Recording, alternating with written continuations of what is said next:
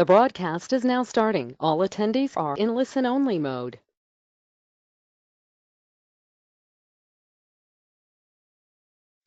Hello and welcome to the webinar. I have it as it's time to start. So I'm going to go ahead and give everybody a little bit of time to get settled and get their screen pulled up. Right now you should be able to see the Technology and Urban Forestry slideshow. So I'm just going to give everybody a couple more minutes here.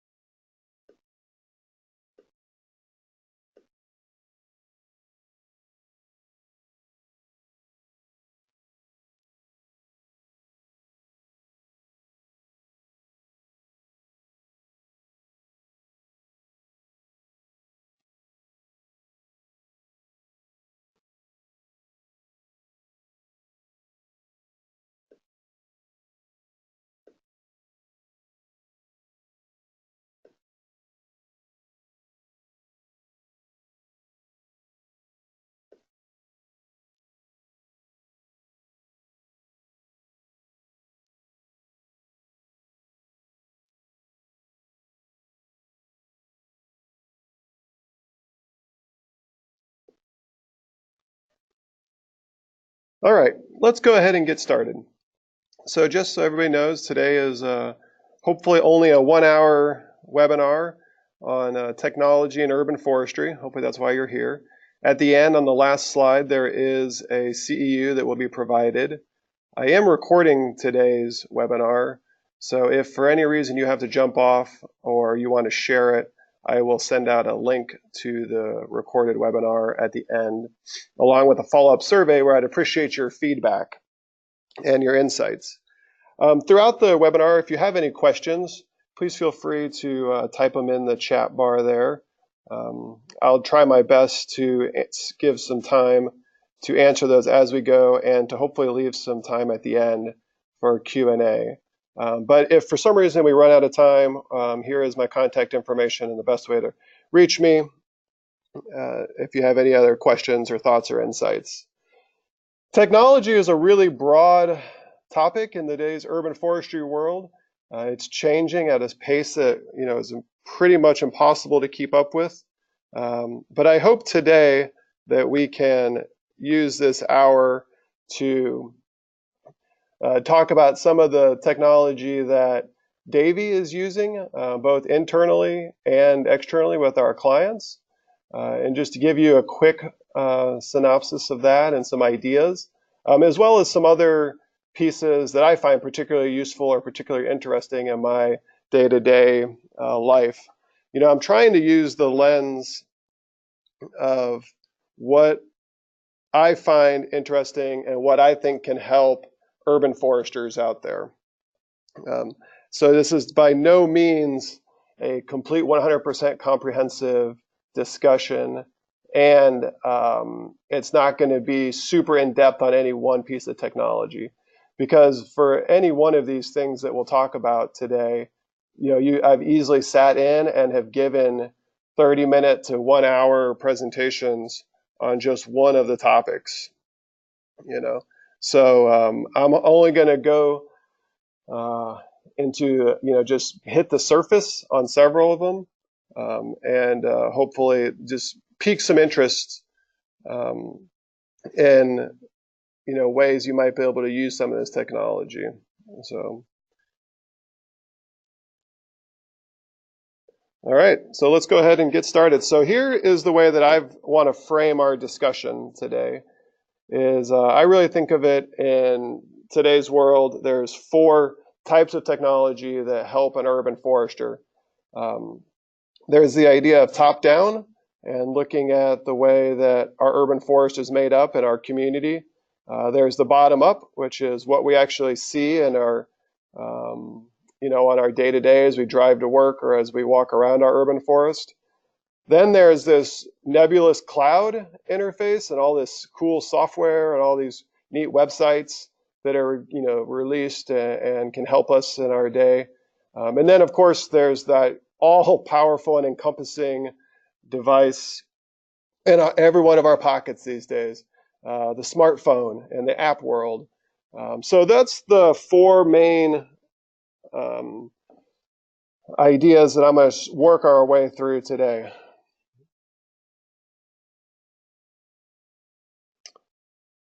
All right, so let's start with the bottom up, or I'm sorry, the top down approach. So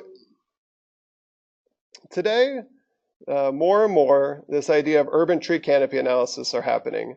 And this is just what we're talking about is top down. So this is a piece of technology that has been out for a while now and is being used more and more. It used to be on the fringe, but now it's pretty much something that almost every community is using in some capacity, particularly in a management plan or a master plan. And the whole idea is using satellite or aerial imagery to understand and extract the land cover that you see from, I think of it as when you're flying your plane through and you're coming in. So what are you actually seeing? But the cool piece about technology here is we're using automated feature extraction, where through machine learning, we can extract out the tree canopy.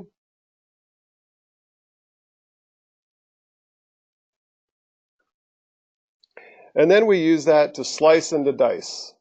The coolest thing here is how you can utilize the device and expand out. And you can slice and dice what you're seeing.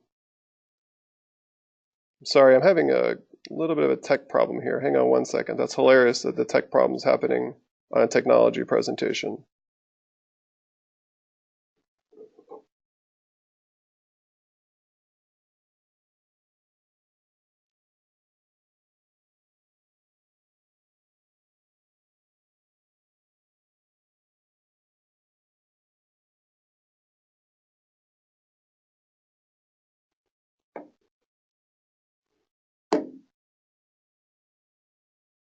Bear with me. Sorry about that.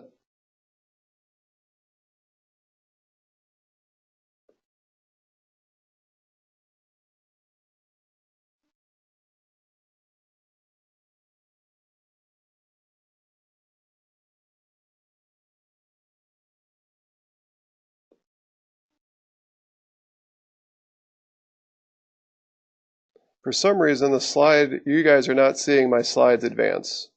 So I'm trying to troubleshoot that real fast.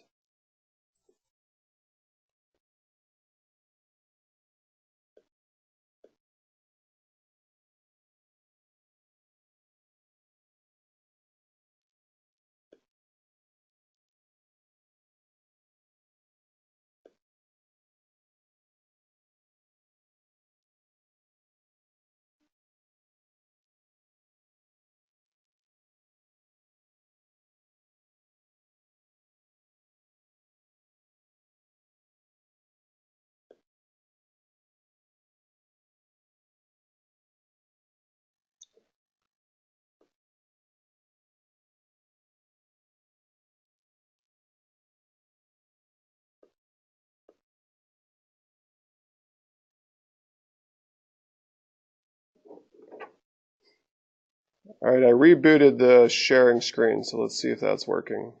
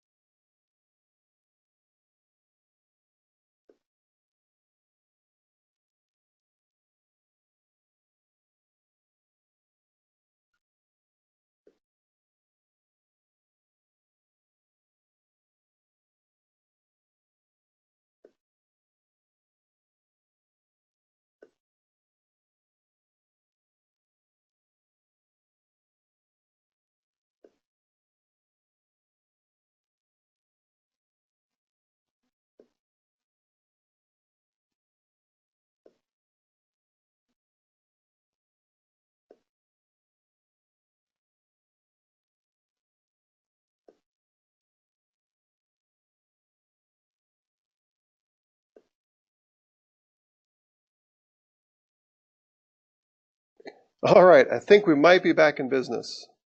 Oh my goodness, how embarrassing.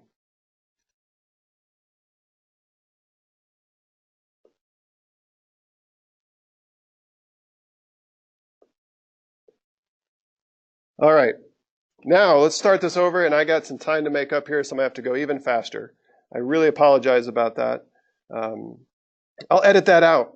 So anyway, back to the urban tree canopy analysis. This is a top-down approach, and we use automatic feature extraction to pull the data out. So what this does is it can pull out the tree canopy, the water, the impervious surface, the vegetation, and the bare soil. And when you do that, you can really slice and dice your data however you want it. So we do this with a lot of census data and a lot of other information are out there. It could be watersheds. It could be, here's some political wards. It could be any neighborhood group, however you want to use that data. And this really helps you drive decision making as far as planting, understanding where your canopy is, and how much canopy you have for goal setting. So here's an example of Columbia, Missouri, how we use the urban tree canopy to highlight and pull out the potential planting sites along their right of way. And it really showed how understocked they are in their community. And then you could take that information and you could prioritize it for your planting. So here's an example of how we use we did a leaf litter analysis for them to understand where the canopy is over the right of way. And interestingly enough, they are now using this in their disaster response so that after a natural disaster, they're able to understand where the highest potential for tree canopy to be across the roadway. So it's one of those interesting ideas of how you can use an urban tree canopy analysis in a different way that maybe you didn't expect when you first started, but because you have the data, you can pull it out. So branching out from that, one of the cooler technologies out there is called hyperspectral imagery. One of the most common things that happens when you do UTC is it invariably asks the question, well, what type of trees are those out there that we're looking down at? And that's where HSI can come in. So it uses a similar type of technology, but it uses a much higher quality imagery, and it takes these spectral bands. And basically, you have this spectral signature library that you create. And in order to get that spectral signature that each species is putting out, you have to do some field verification and get the unique spectral signature. And this is what it looks like when you're done. And you're able to isolate those species of trees. So one cool thing is you could always come back to that and pull it out later as well. And so here's one that we did for Wilmette, Illinois, looking at trying to find trees that are susceptible to invasive species attacks. And when you zoom in, you can really see that. The downfall to this is you don't know the number of trees because you just know the canopy, and you understand, the quality of it could be a little bit jeopardized. But you do know the percent canopy that is affected or the percent canopy makeup of that particular species. And you can see here the cool thing is how you use it on private property, which a lot of urban foresters don't really understand the composition of their urban forest on a private property scenario. Another type of top-down technology is these two that I've just grouped together, which are LiDAR and FODAR. LiDAR has been around for quite a while, and this is using light detection and ranging is what it stands for. And FODAR is photo detection and ranging. And basically they work similar ways. And what you're doing is they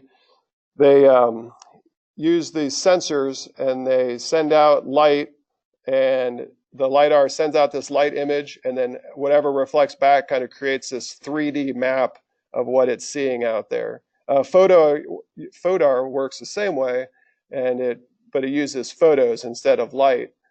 So, in the urban forest sense, we use this quite a bit for understanding the depth of the tree canopy cover. So like the tree height, so crown width, DBH. The other interesting part about this is that you can actually do ground-based LiDAR. So we've done it a couple times using other vendors' data, and we can extract the ground-based version of what you're seeing out there. And it's another type of machine learning or augmentation.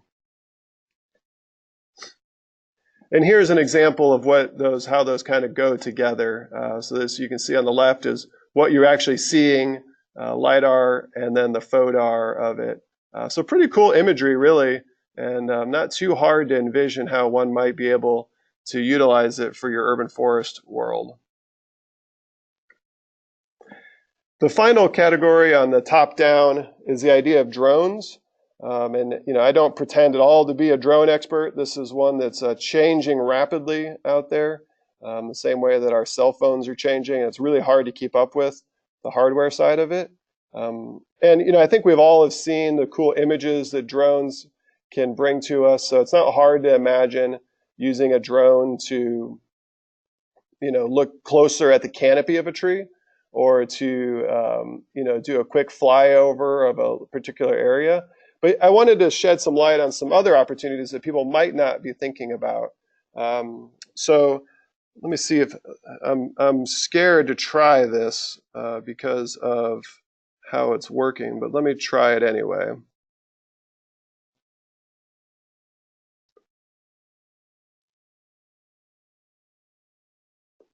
So here's some 3D modeling that a drone was able to capture of just a neighborhood.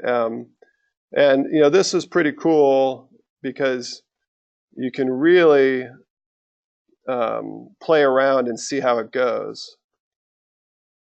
So you can see this 3D image here of this neighborhood. And back here you can see in the back the trees are over there. So you can see where the urban forest is in this neighborhood and where it's not, So you could do this on a pretty big scale if you wanted to, in a pretty short amount of distance, and then bring it back and plan your world around that. So with that same, so if you keep that image in your head, let's look at this next image here, which is using this VARI model for a health index. So if you keep that same image in your head of what we just saw there, this is using the VARI stands for Visible Atmospheric Resistance Index, and it's basically saying how green something is.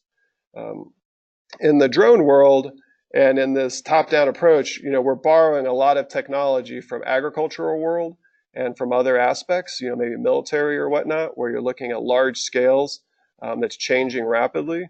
So in urban forests, we don't really tend to think about that because our crops are trees and they last a long time in a traditional sense. But in urban forest sense, that's not true. So if you ever wanted to see the impact of, like, say, a drought, or maybe a storm, or an insect infestation, maybe oak wilt, something like that, the drone can allow you to really quickly get out and see what's happening out there beyond just your line of sight, as well as to access some sites that you can't get to, and you don't have to wait for satellite imagery. So that's pretty cool, I think. So here you can see where your tree canopy is and the health of your trees. And the big thing, the difference with drones and satellite or aerial imagery is really the quality of the resolution you're able to get in a short amount of time. So here we are, in a normal world, we'd love to have 1 foot resolution, but with a drone, we can get 1.5 inch resolution on some of this, which is pretty darn amazing. Some considerations with drones, as I mentioned earlier, that they are changing and evolving quickly. And the regulatory environment is trying to keep up as well. But just for this 134-acre site, just to give you guys some frame of reference, able to fly it in about 25 minutes. And then, there is quite a bit of post-processing work in it. The battery life and the memory size of the drones is an issue. And then, the FAA regulations and line of sight and some other elements like that are pretty hard to, manage, but it's coming along pretty quickly and pretty nicely. So I'm going to push my luck again here. And one of the cooler things that I think is happening with drones right now is this idea that you can put powerful sensors on them and see. So here's an example of, and it's not flying well on your guys' view, but this is an example of how we used FODAR on a drone, and you can see the imagery that you get out of it. And then, with your automatic extraction, you could pull out the height and the UTC of an area, if you will. So if you were looking at, a development project or a storm response issue or, hurricanes, or just from a planning perspective, you could use this information and see where your tree canopy is. And if you put the Vari model on there, you can see the health of your tree canopy instantaneously, practically.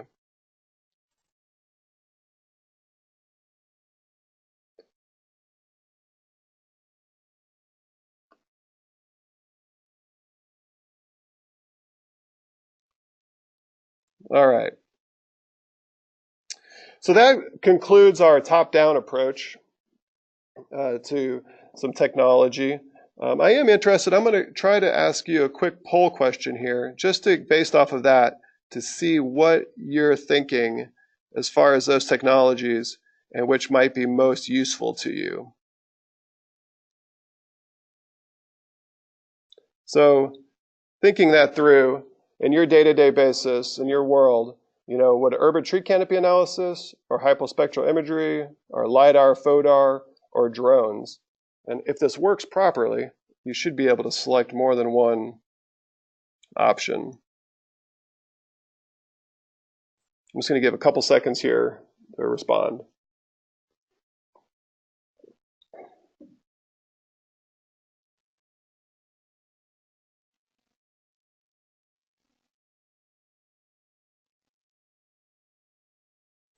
All right, counting down, get your votes in. Close it out.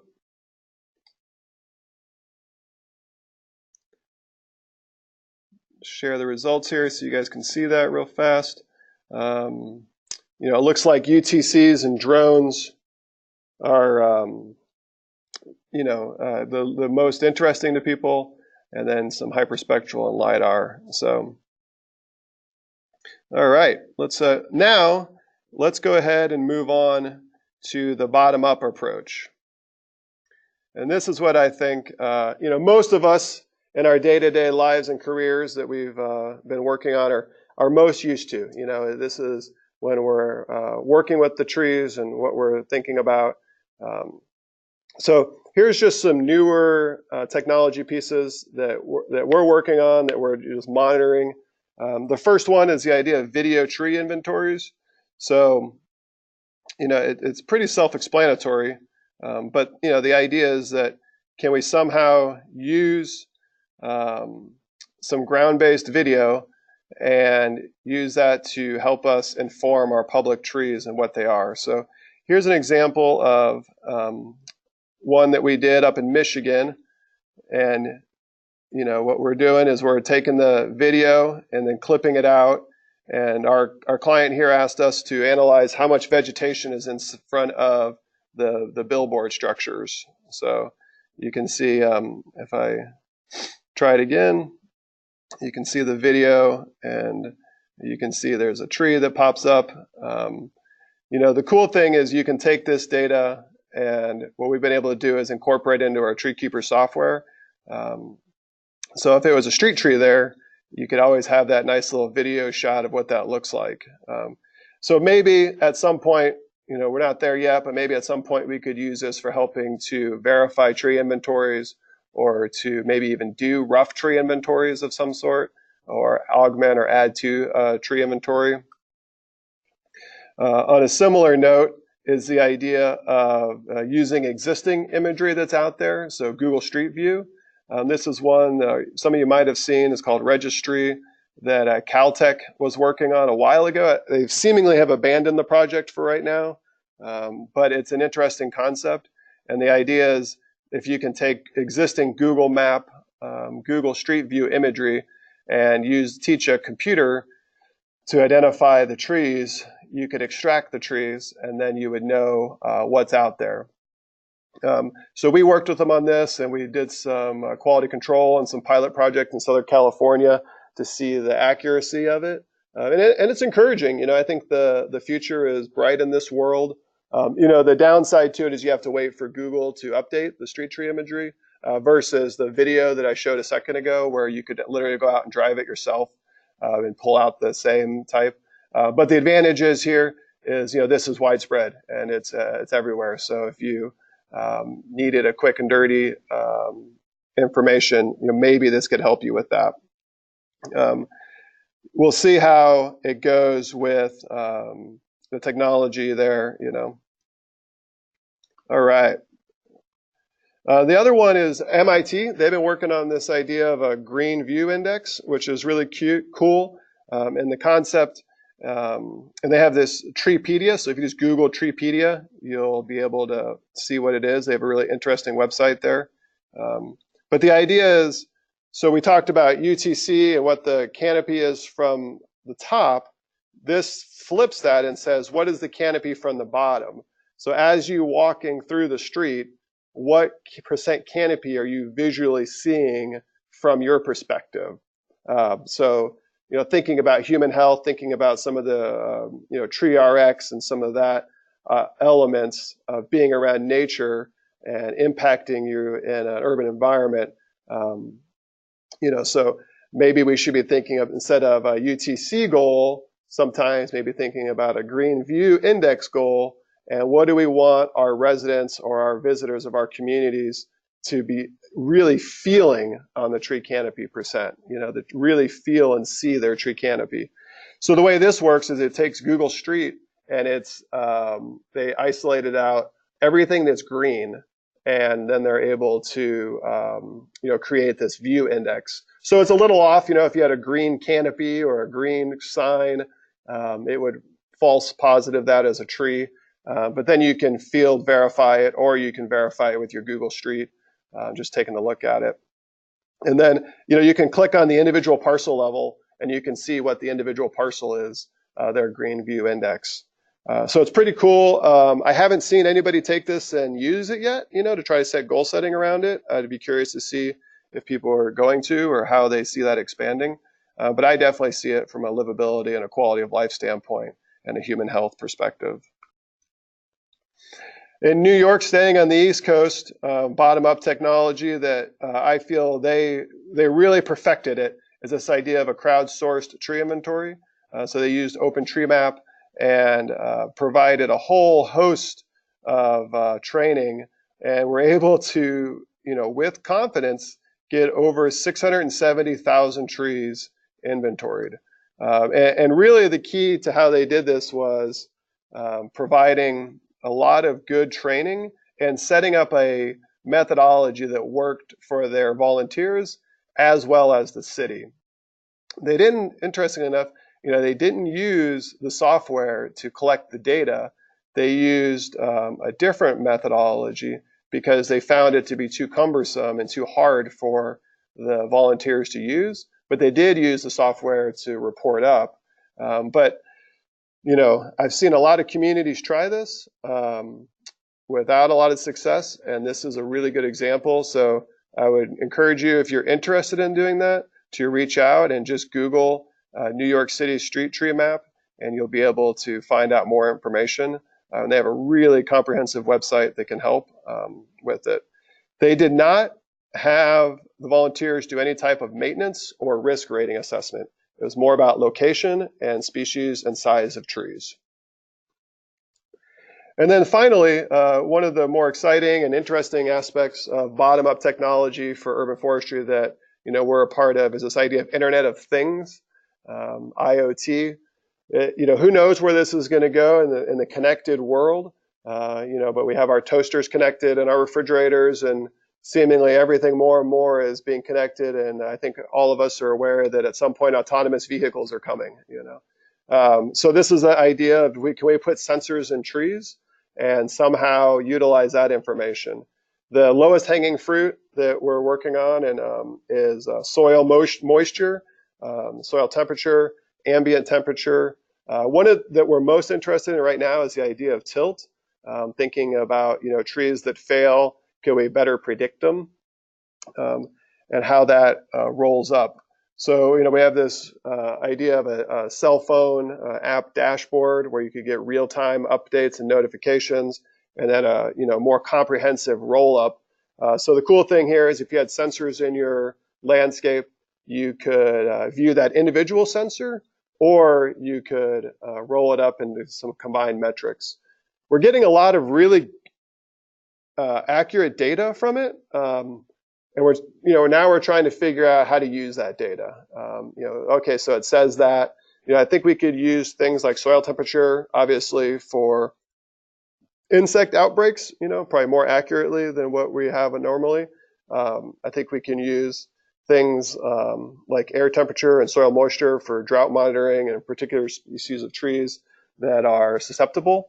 And who knows how far this will go, but I think the idea of a connected environment and maybe trees and a smart landscape is part of that.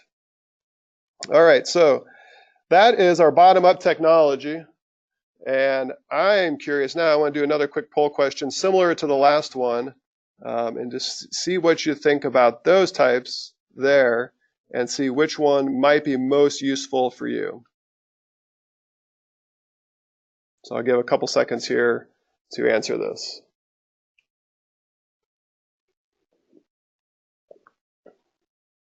And I think I got us almost caught up here now. We're about halfway through the presentation. And if you have any questions, feel free to pop them in there.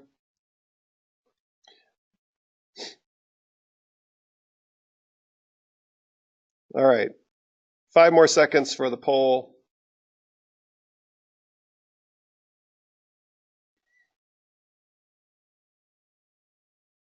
My goal is to always get 3/4 of the people to vote. So I just need a couple more. All right, we're going to go ahead and close it out. Share the results of that. And interestingly enough, looks like most people are interested in some sort of Google street tree inventory. Yeah, that's hard to resist, I mean, you see it out there every day, and Google Maps is something we all use every minute.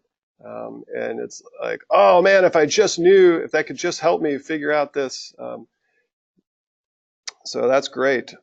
All right, let's go ahead and move on to the software component. Now, this is a broad topic, of course, just like the technology and conversation. So, the big driver here that I want to impart is that everybody now has embraced the idea of cloud-based. Whether it's Netflix and movies, or banking and transferring of money to urban forestry. It's amazing how quick it's happened. When we released Tree Keeper 7 about 10 years ago, people were really nervous about having their information in the cloud, from security standpoint to accessibility to ease of use. And we were still stuck in the idea of having to download everything, and finally, Microsoft has figured it out with 365. So we're going to stick to software in the sense of cloud. And, like I said earlier, it's not the newest idea, but, the tree inventory software world, it's one that has been evolving and has changed. We started Tree Keeper Junior back in the 90s in a DOS-based version. But this idea of being able to manage your tree inventory and what you know out there is not new, but just a quick update on some of the technology that's happened is, pretty much every tree inventory software component is going to be in the cloud now, which is going to give you the instant accessibility from wherever you want, good or bad. You can technically monitor your tree inventory from vacation in Hawaii. But the power of this is real-time information on any device at any time with multiple people looking at it. And when you do that, it's really cool because it allows you to have access to everything, so you can view the individual site, and then you can look at the work history, you can look at call information, you can look at photos. I showed you that picture of the videos. You can have videos. You can have tons of information around that site. You can do instant reporting for anybody, and you can more importantly, keep everything up to date. So here's an example of what that might look like, and it's all at a touch of a button. You can see on the left, you're even able to integrate things like Google Street View and the Google satellite imagery. And these are all totally customizable for whoever wants it or however you want to do it. On the idea of taking your UTC that you had, and putting that into some sort of usable viewer website. Here's an example of what Louisville did. Taking, rather than have their UTC just sit in a GIS department, put it in the hands of people that can impact the urban forest more by planting of trees and improving the environment. So here you can zoom in and you can see what that urban tree canopy is, and then you can build in nice individual reports on whatever you want to try to convey to people or try to use to improve your urban forest. Get down to the individual parcel level. A lot of people don't zoom in too much on their UTC. Another cool tool that came out a couple years ago is this idea of an ESRI story map. So the idea is to take a lot of interesting information, whether it's tree inventories or GIS or just written analysis, it could be surveys or whatever, and try to put them into one comprehensive place that people can utilize and access. So here's an example of taking Columbia, Missouri's urban forestry master plan and turning it into a website, if you will, or some sort of version so that you can zoom in and out and check it out. So on the left-hand side, you can see those little squares, and then the words, the text there, and then the image. And the idea is as you zoom in or as you pan down, that tells the story here. So I'm just going to walk you through some of the elements of their urban forest master plan. They did this idea of a forest fragmentation and how connected their urban forest is. Part of this is due to their tree ordinance, which requires them to have 30% of climax forest at all times and saved. So they need to know where that is. And then as they're real concerned with their urban water quality there. So looking at what forest is critical maybe for preserving and trying to improve as it reverts to water quality. And then I mentioned earlier how much planting is available. So this is on their ESRI story map. So as local nonprofits or local other agencies want to try to improve urban forest, they can go to this story map and see where the potential planting locations could be and ranked from a priority level. So pretty cool information, all at the touch of a finger there. Another piece of interesting software that I hope everybody has heard of is iTree. One of my colleagues, Andy Hillman, has a funny saying that it's not your dad's iTree anymore. It's something that, if you haven't looked at in a while, I would urge you to take a quick look at and try to make sure you're trying to keep up with it in some capacity. If you'll be at the Partners in Community Forestry Conference next week, there will be a listening session on iTree. But the coolest thing about iTree that has evolved over the last couple of years is this idea that it's very scalable. So it works at the parcel level, it works at the regional level, and it works at a much higher, bigger level, landscape level. And there's different tools, different aspects to utilize there.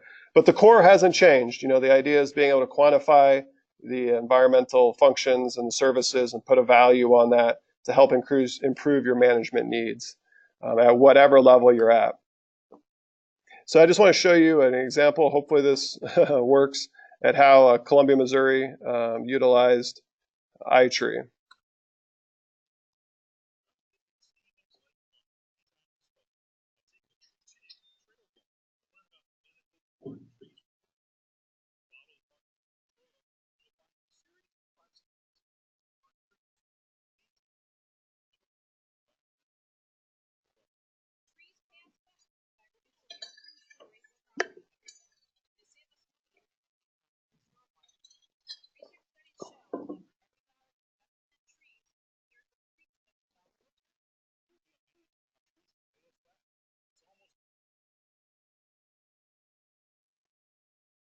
All right, so I don't know if that worked or not, but that was a radio ad that Columbia did with their tree inventory. The idea is that you can take this technology and apply it. And what they did was they hung these price tags up around the park and did a radio ad talking about the value of trees. Another element of iTree that more and more people are using with the technology is incorporating it into their tree inventory. So here's an example of how you can have tree inventory benefits reporting in your inventory software system and engage the individual, decision makers and people. So by rolling up your tree inventory, iTree itself is a very static software, but when you incorporate it into a tree inventory software system, it becomes much more dynamic. So as you plant new trees or you remove trees, your population is changing. So here you can see in this situation, they have $940,000 in eco benefits from their trees. The big thing right now is this stormwater idea. And then you can take it down to the individual tree level and, zoom in and view the tree. The homeowner can view it. And you notice this difference here is it doesn't have the work information. It just has some very basic information there. Most importantly, they can see the benefits of the trees. So maybe when they want to remove that tree because it's fall and the leaves are coming down, you could talk them out of it, That's what's my hope anyway. And then, keeping with the iTree and the software is one that I hope everybody is aware of is this new one that came out a couple years ago called MyTree. And this will, is a responsive, quote unquote, app type of piece of software where you put it on your phone and you can use your current location. And what you can do is you can pull up your tree that you're standing right in front of, enter in some quick information, and see what the benefits are of that tree. And it gives you this really cool kind of printout, if you want, that you can connect with your social media, your Facebook and your Twitters and things. You can add more trees, so you can do multiple. So you could do like a quick little property if you wanted to. I use this on my house to calculate the benefits of the trees around my house. So if you're a private tree contractor and you're trying to promote the idea of plant healthcare, this could be helpful. If you're trying to engage, a local tree board and how, our trees can help us maybe in a downtown area or business district. So this is something that you can easily do and pull out. You don't have to install any software. You don't have to really know too much. You can do it pretty quickly, instantaneously, and get your information. All right, so one last quick poll question here. Same, I bet you can guess what it's going to be, but the same idea is I'm curious what types of those software tools you think might be most useful for you.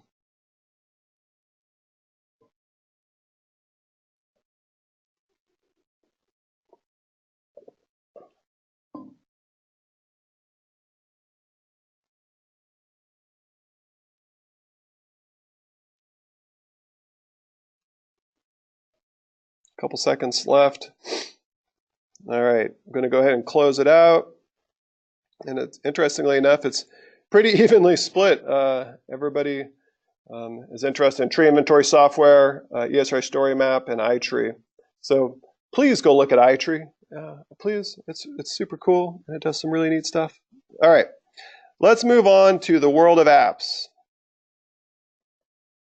Everybody's jokingly heard the there's an app for that, and boy, is that true. So in the world of apps, again, I'm not going to talk about hardware, and I'm not going to talk about who's better or who's worse.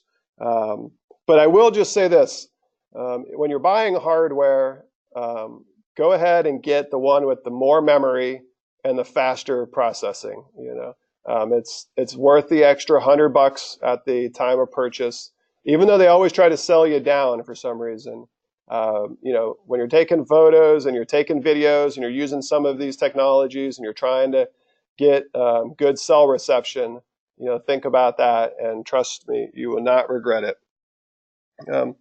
Interestingly, things are changing, of course, and what's once was a little bit of a crowded environment with BlackBerry, is pretty much completely removed itself. I'm sorry if there's any Canadians out there that are still hanging on.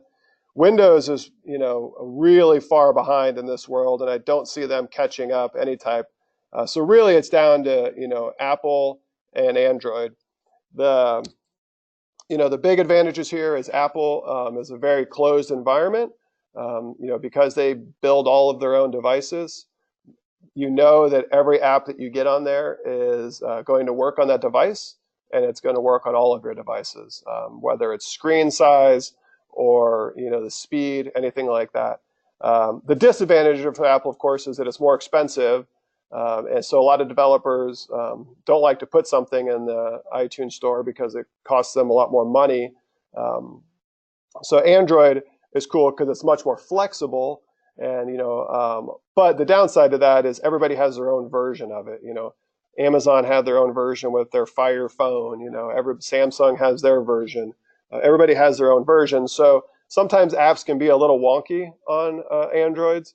What might work well on one phone doesn't work so well on the other phone, just because of the size of the screen or because of the speed of the processor or whatever it is. So just something to be thinking. People like the Android because you can. They're a little more flexible, so you can kind of break them more and bend them more. So let's just quickly run through it. The explosion of apps has been impressive. It's hard to believe the iPhone's only been around for 10 years. Here's some quick images of my phone and what I use the most in my day-to-day life. It's pretty interesting. So one cool one, that I'd encourage you all to think about is, the built-in apps on your phone. So that could be dictation and notes, or in this case, measure tool. I was just on a phone call an hour ago where someone was working on a project and they forgot their D-tape, and luckily someone else had it. But you could use your measure tool, and here's an example of how I measured some DBH and some height. The measure tool in your iPhone does only go to 25 feet, so you can't measure taller than that. But it can give you a good idea, and it's pretty cool. Definitely does not replace a D-tape or a Biltmore, but in a pinch or just for some fun, it's something to think about and use.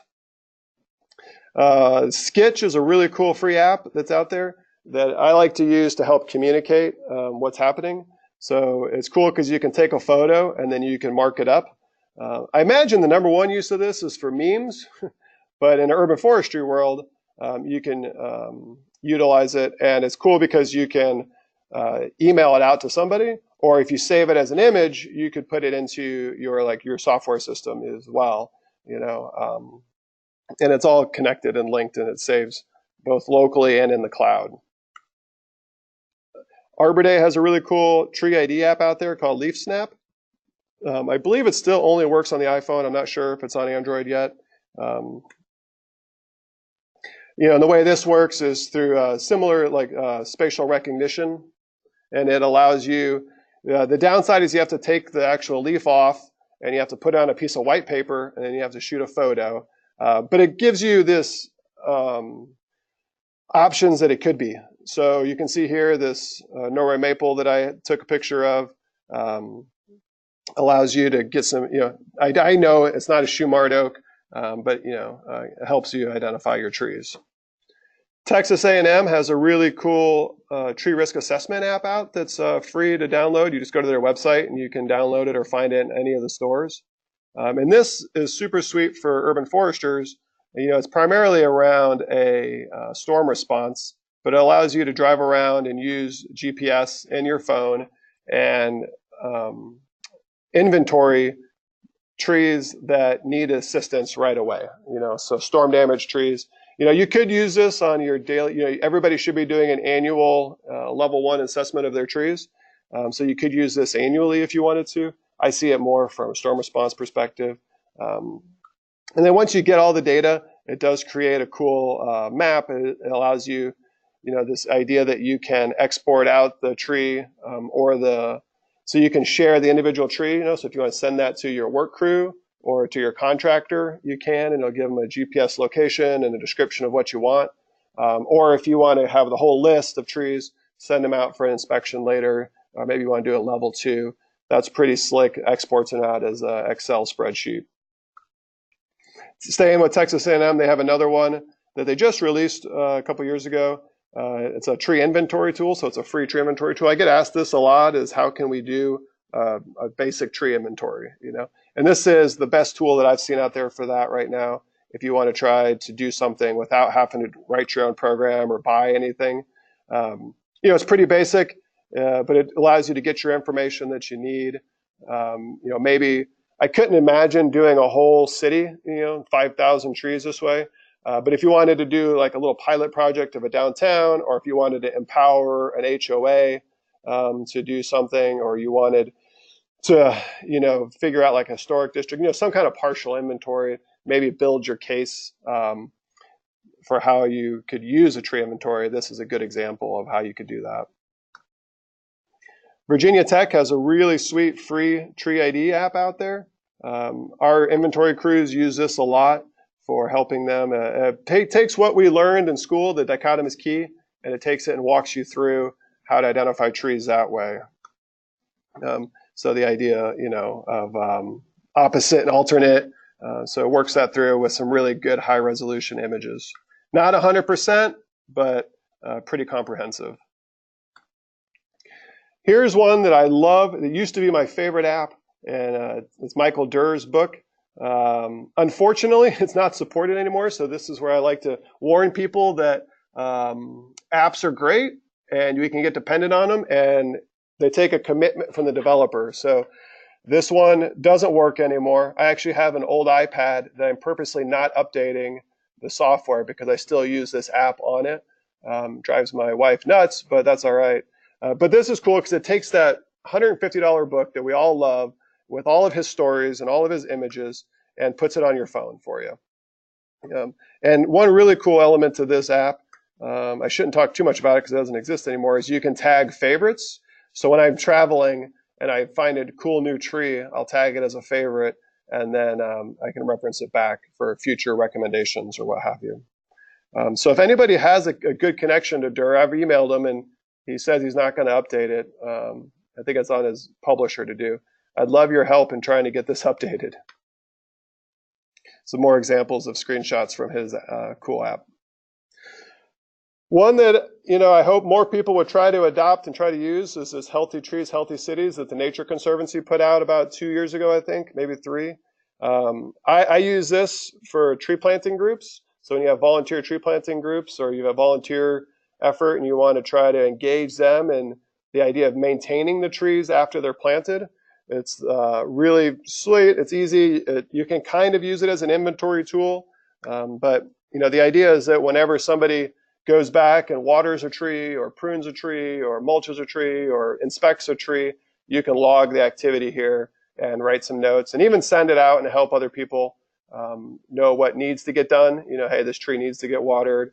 So we used this app for my elementary school that my kids went to, where we planted 35 trees and we had 4 volunteers out keeping those trees alive. And it was a good way for us to communicate which trees have been watered and when, so that we weren't overwatering them or underwatering them.